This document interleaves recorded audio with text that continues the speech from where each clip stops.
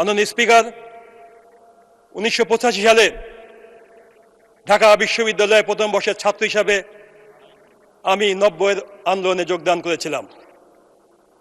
আমাদের নেত্রী তখন ফ্যাসিস্ট এরশাদ বিরোধী আন্দোলনের এক আপসের নেতৃত্বে পরিণত হয়েছে। সারা বাংলাদেশের মানুষ যখন তার দিকে তাকিয়েছিল, দেশ নেত্রী বেগম খালেদা জিয়ার আহ্বানে কাতারে কাতারে মানুষ যখন এরশাদ বিরোধী আন্দোলনে ঝাঁপিয়ে পড়ছিল, সেই মুহূর্তে সৈনিক ছিলাম আমি। মাননীয় স্পিকার, আমার ফুটবল হল থেকে আমরা মিছিল সহকারে ওই গুলিস্তান চত্বরে যেতাম আর তাকিয়ে তাকিয়ে দেখতাম কিভাবে নেত্রীর প্রতি টিয়ার সেল নিক্ষেপ হচ্ছে, গুলিবর্ষণ হচ্ছে, আর আমার নেত্রী এক হাতে রুমাল নিয়ে পানি নিয়ে ভিজিয়ে চোখ মুছছে, আর একদিকে দুর্বার কণ্ঠে বক্তব্য দিচ্ছেন ফ্যাসিস্ট এরশাদ নিপাত যাক, গণতন্ত্র মুক্তি পাক। সেখান থেকে আমার যাত্রা শুরু। মাননীয় স্পিকার, আজ সেখান থেকে হাঁটি হাঁটি পা করে 90-এর গণ অভ্যুত্থান আমরা শরিক হয়েছি এবং 90-এর গণ অভ্যুত্থানের একজন সৈনিক হিসেবে আমি নিজেকে প্রতিষ্ঠিত করেছি। আমার সামনে এই হাউজে 90-এর গণ অভ্যুত্থানে অনেক নেতা কর্মী আছেন। আমার নেতা আমানুল্লাহ আমান, আমার নেতা খালিল কবির খোকন, ফজলুল হক মিলন, আমার নেতা কামরুজ্জামান রতন, আমাদের সহকর্মী আজিজুল বারী হেলাল, মোশাররফ হোসেন। সেদিনকে আমরা একসাথে রাজপথে যুদ্ধ করেছিলাম। আমরা ম্যাডামকে নিয়ে এসেছিলাম এই হাউজেই, আমাদের নেত্রী ওখানে বসেছিল। আমরা অনেকেই হয়তো বা ঢুকতে পেরিনি, আমরা বসেছিলাম ওই দর্শক সারিতে। আমান ভাই বসেছিল, আমাদের অনেক নেতারা বসেছিল। সেদিন থেকে স্বপ্ন দেখেছিলাম, আল্লাহর কাছে দোয়া চেয়েছিলাম, একদিন আমরা এই সংসদে বসে আমাদের নেত্রীর সামনে আমরা আমাদের দেশের কথা, গণতন্ত্রের কথা বলতে পারবো।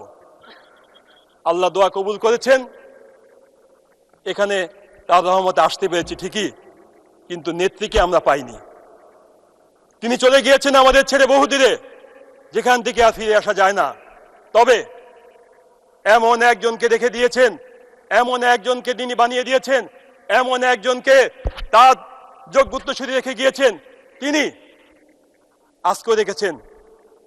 যেদিন থেকে দায়িত্ব নিয়েছেন সেদিন থেকেই দিন নাই রাত নাই অক্লান্ত পরিশ্রমকে ছুটে বেড়াচ্ছে বাংলাদেশে এক প্রান্ত থেকে অপর প্রান্তে। বাংলাদেশের মানুষ বলতে শুরু করেছে, এজন্য আর এক জিয়া আমরা পেয়েছি, আর এক জিয়ার মাধ্যমেই আমরা বাংলাদেশে নতুন বাংলাদেশ গঠন করব। সত্যিকারে আমরা আর এক জিয়াকে পেয়েছি।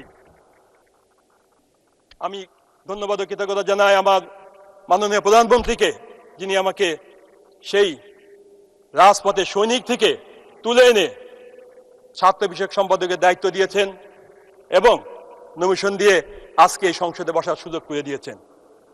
আমি আরো ভাগ্যবান যে আমার নেত্রী যেই কয়জন ছাত্র নেতাকে ছাত্র বিষয়ক সম্পাদকের দায়িত্ব দিয়েছিল, তাদের সবাই আজ এই সংসদে হাজির হয়েছে। আমিও তাদের মধ্যে একজন।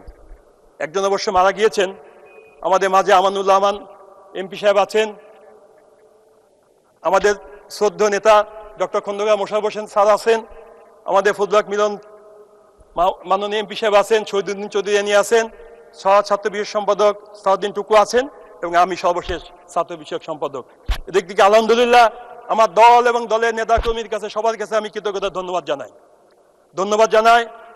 আমার খুলনা 3 আসনের সকল নেতা কর্মী যারা আমাকে ভোট দিয়েছেন, যারা আমাকে ভোট দেননি।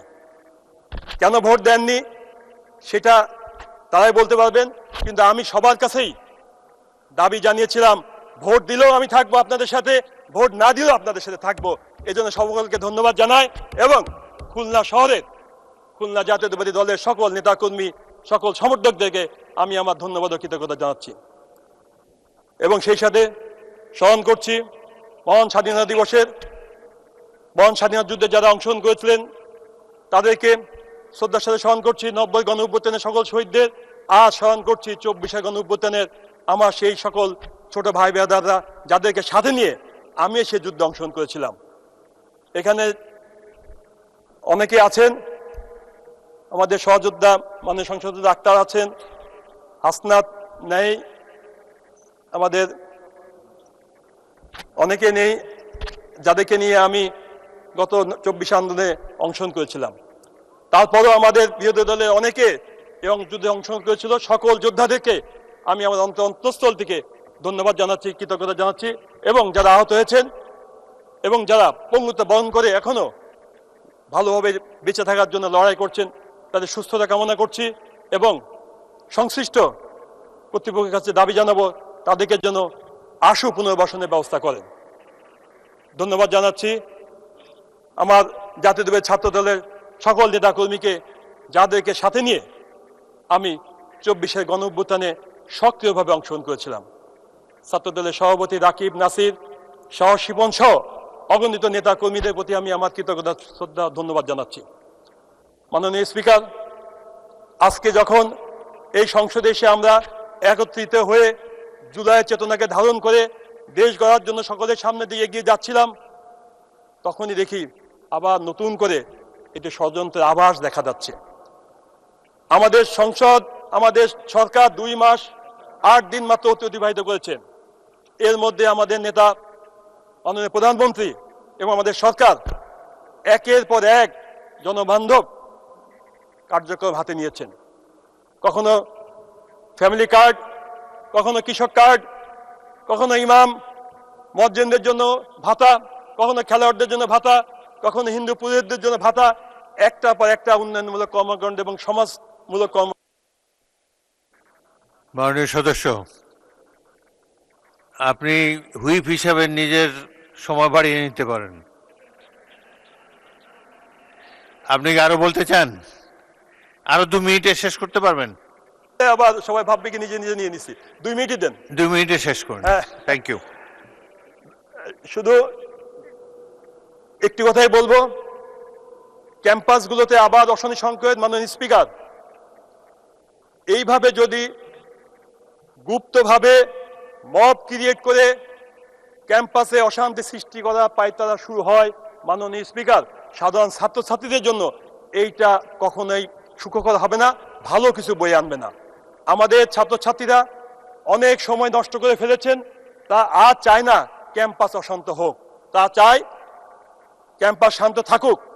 আর কোনো গুপ্ত রাজনীতি তারা দেখতে চায় না, তা চায় প্রকাশ্যে সবকিছুই হবে, উন্মুক্তভাবে রাজনীতির চর্চা হবে।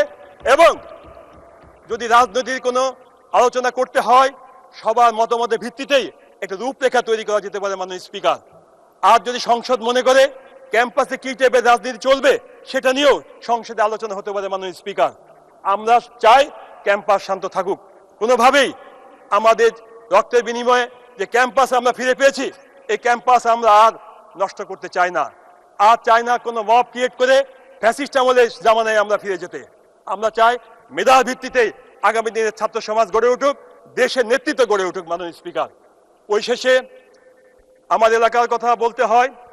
আমার এলাকা মাননীয় স্পিকার অত্যন্ত গরিব এবং অসহায় একটি এলাকা।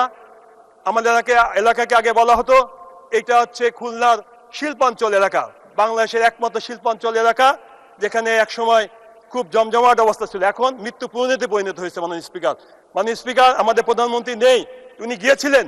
আমার দাবি, মাননীয় প্রধানমন্ত্রী দেখে এসেছেন সমস্ত সমস্যাগুলো, তার নেতৃত্বেই আমাদের মন্ত্রী পরিষদের যারা যারা আছেন তারা আন্তরিকতাভাবে চেষ্টা করলে ইনশাল্লাহ আমার এলাকার মানুষ চাকরি পাবে।